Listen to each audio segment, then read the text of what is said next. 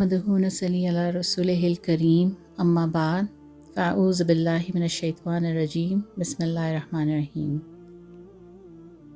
रमज़ानुल मुबारक अपनी तमाम तर रहमतों और बरकतों के साथ आया भी और हमारे दरमियान से रुखसत भी हो गया।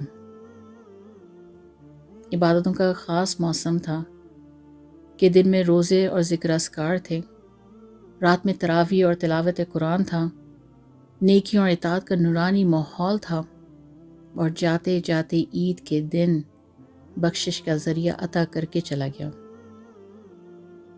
लेकिन हकीकत तो यह है कि रमज़ान सिर्फ़ एक महीने की इबादत करवाने के लिए नहीं आया था और ना ही कोई रस्मी और रिवाजी मुसलमान बनाकर मुसलमानों की फ़हरिस्त में नाम दर्ज करवाने आया था, बल्कि इस मुसलमान का, मोमिन का इस मुबारक महीने के ज़रिए तरबियत करने, इबादत के सांचे में ढालने, अहकामात की पाबंदी करवाने के लिए और शरीयत की पैरवी करवाने के लिए आया था।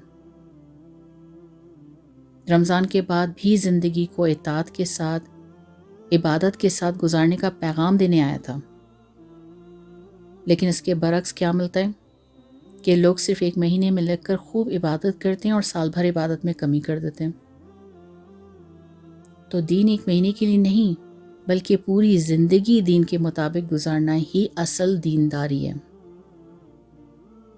तो सबसे पहले तो रमज़ान में हमने क्या हासिल किया और उसको किस तरह रमज़ान गुजारने के बाद भी ज़िंदगी में शामिल रखना, तो उसमें सबसे पहले है तक़वा। अल्लाह रब्बुल इज़्ज़त फरमाते हैं कि ए ईमान वालों, तुम पर रोज़े फ़र्ज़ किए गए हैं जिस तरह तुमसे पहले लोगों पर फ़र्ज़ किए गए, ताकि तुम तक़वा हासिल करो। यानी तुम अल्लाह से डरने वाले, इबादत करने वाले, अहकाम पर अमल करने वाले, जिस तरह तुमने रोज़े की हालत में हराम और हलाल का ख्याल किया, तक़वा इख्तियार किया, इसी तरह ज़िंदगी भर अल्लाह के हुक्म से हलाल पर अमल करो, हराम से बचो। जिस तरह रोज़े की हालत में तुमने अपनी ख्वाहिशात पर कंट्रोल करके गुनाहों से बचे, गुनाहों के करीब नहीं गए, तो रमज़ान के बाद भी तक़वा इख्तियार करके अपनी नफ्स की पैरवी से बचो। नेकियां करना, रमज़ान नेकियों का पूरा मौसम बहार था और रमज़ान में हम सब नेकियों और इताअत में आगे बढ़े हुए थे। नमाज की पाबंदी कर रहे थे, तलावत की पाबंदी कर रहे थे, ज़िक्र अस्कार की पाबंदी की, गुनाहों से नफ़रत की।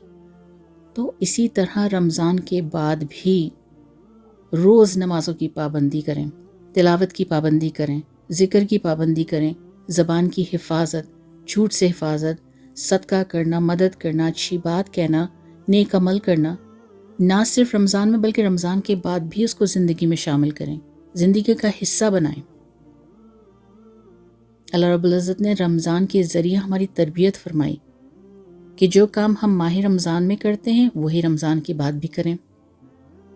जैसे कि रोज़ा रखना, हमने रमज़ान में फ़र्ज़ रोज़े रखे, अब नफली रोज़े रखें, नेकियां कमाएं। क़ियाम करना, हमने रमज़ान में क़ियाम 5 वक्त की नमाज़ों के साथ साथ तहज्जुद के भी आदी हुए, अब इसी आदत को बरकरार रखकर रमज़ान के बाद भी तहज्जुद को ज़िंदगी में शामिल करें। फिर देखें कैसे रुके हुए काम बनते हैं, किस तरह परेशानी इंसान की दूर होती है।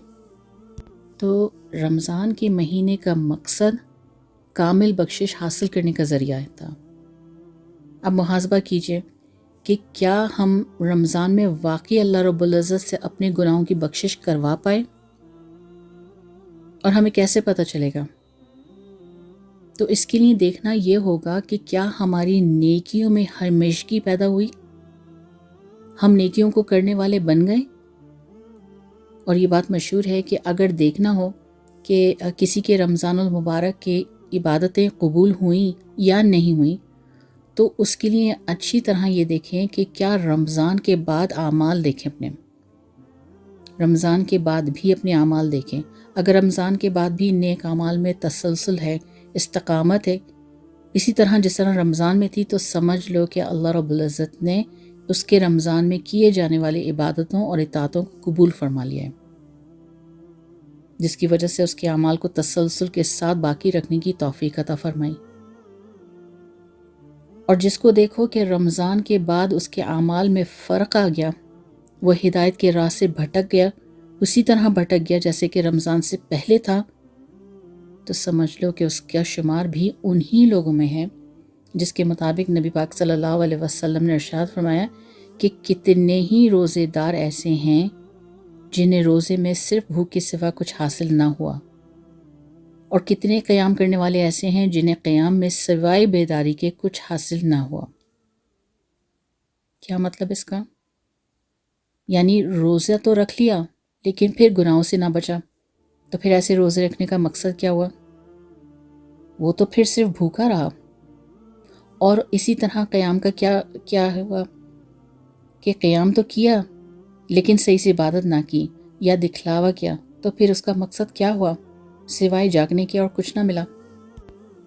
تو رمضان کا مہینہ ہماری تربیت کے لیے آیا تھا، تبدیلی کے لیے آیا تھا، ہماری روحانی ترقی کے لیے آیا تھا، ہمارے تزکیہ نفس کے لیے آیا تھا، تقوی کی دولت سے مالا مال کرنے آیا تھا۔ تو ہم بھی رمضان میں بدل گئے تھے، ہمارے حالات بھی بدل گئے تھے، ہم نے اپنی عادتوں کو بھی بدل دیا تھا، تو ہمیں قلب سکون نصیب ہو گیا تھا۔ رات کو تراویح پڑھ کر دیر سے سوتے تھے، تب بھی صبح تہجد نصیب ہوتی تھی، فجر بھی، اور زندگی میں سکون بھی۔ لیکن پھر 11 مہینے تہجد سے محرومی، فجر سے دوری، زندگی میں بے سکونی، اس کے پیچھے وجہ کیا ہے؟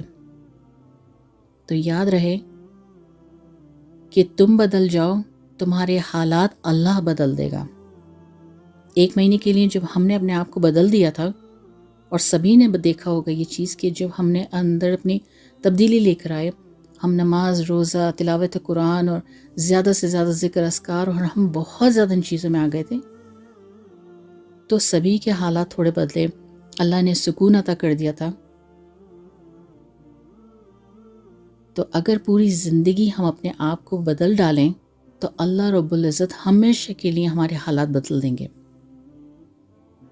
تو رمضان کے بعد زندگی میں تبدیلی لائیں، پورے 11 مہینے اس 1 مہینے کی مثل گزاریں۔ وَأَطِیعُوا اللَّهَ وَرَسُولَهُ لَعَلَّکُمْ تُرْحَمُونَ، اللہ کی اطاعت کرو، رسول کی فرمانبرداری کرتے رہو تاکہ تم پر رحم کیا جائے۔ اللہ کی اور اس کے رسول کی فرمانبرداری کرو تاکہ تمہارے حالات بدل جائیں۔ اللہ سے دعا ہے کہ رمضان کے بعد بھی اللہ اپنی بندگی کی توفیق نصیب فرمائے، رمضان میں جو تعلق قرآن سے جڑا تھا وہی تعلق آئندہ بھی جڑے رہیں، اس کے احکامات پر اور سنت رسول پر عمل کی توفیق نصیب فرمائے۔ آمین یا رب العالمین۔ وآخر دعوانا ان الحمد للہ رب العالمین۔